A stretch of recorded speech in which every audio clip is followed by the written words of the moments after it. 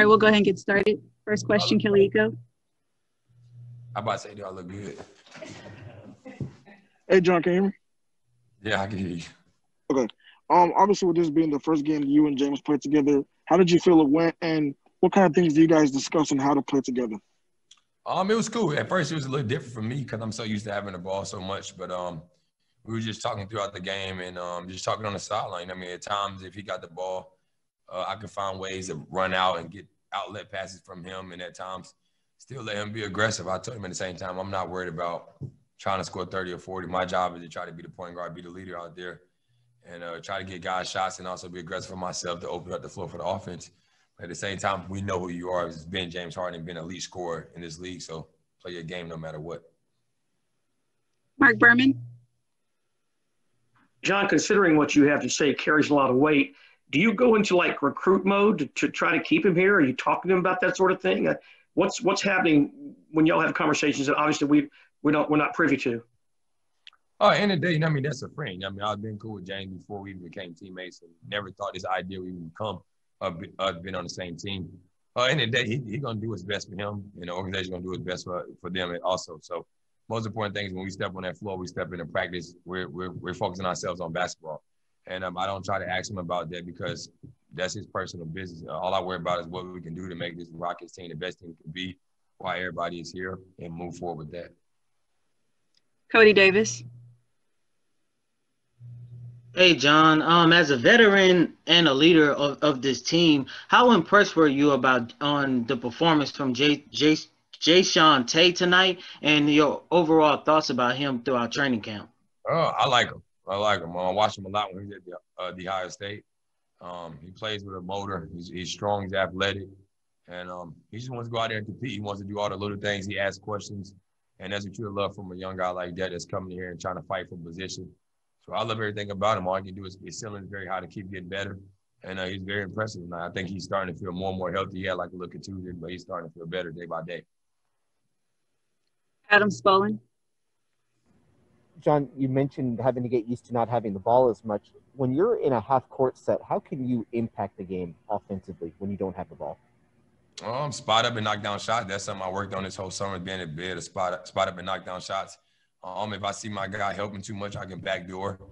And also, if I run the floor and he has the ball, I'm going to be a decoy because I'm so fast. A lot of guys are going to have to respect me and run with me. That opens up the floor for everybody else. So we really haven't had a full practice yet with all of us being acclimated to what we're trying to do. It was like a little short practice. So because we had a game today, and yesterday was like our first little practice. So more and more we get to have practice and figure out a way we want to play and play with each other and get up and down. I think things will be easy. Tim Reynolds.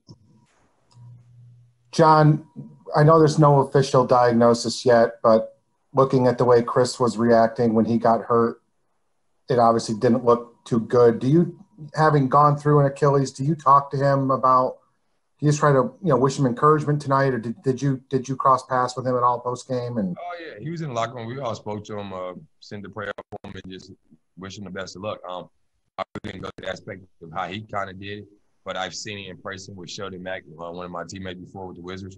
And right when it happened, I knew exactly what it was. And when you're talking to him, he looked back like somebody kicked him or anything. So that's a tough position because he's fought hard. I've been watching him since he was at Millbrook because he's from North Carolina, same area I'm from. And any advice he need or anything he need through that whole process, I'm going to be here for him. Thank you, John. Jonathan Fagan. John, you mentioned that you guys have not had a real practice all together yet.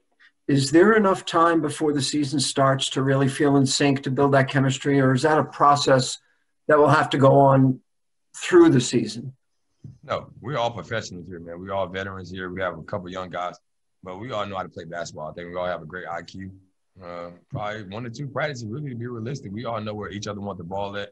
At the same time, just talking to James, he's like, he has to get comfortable being able to have somebody else who can make plays just as well as he can.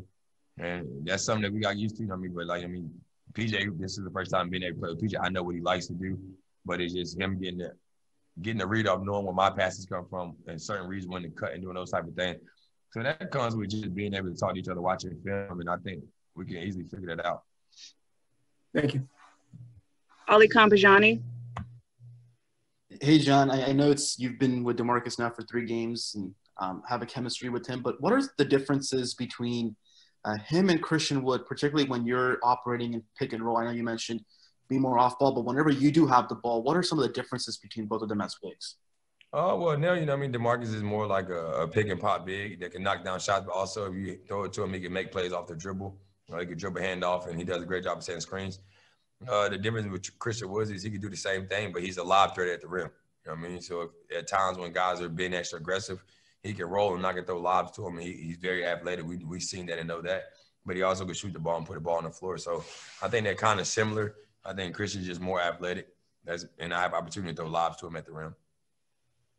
And last one, Mark Berman. John, if this is your group that y'all go to war with, what you have around you right now, what kind of damage you think this big team can do going forward? Well, I think if everybody's healthy, man, we're very tough. You know what I mean? I know you know what James can do. We know what type of player PJ is. We know what DeMarcus can do. But me and him both have something to prove. We both have a chip on our shoulder. You know, Christian Woods, this is the first time I feel like he's understanding that he's a big key to a team. You know what I mean? When you get paid, you're a big asset to a team. At other times, he was just like a role player. But right now, we need him to be a big guy. You know what Eric Gordon can do. We love Daniel House, Ben McLemore, all those guys that can make plays for us. And just everybody know their role. I mean, when you have a guy like James Harden, and you have a guy like me when I'm back being healthy, the sky's the limit. Thank you, John. Thank you. Thank you, everyone.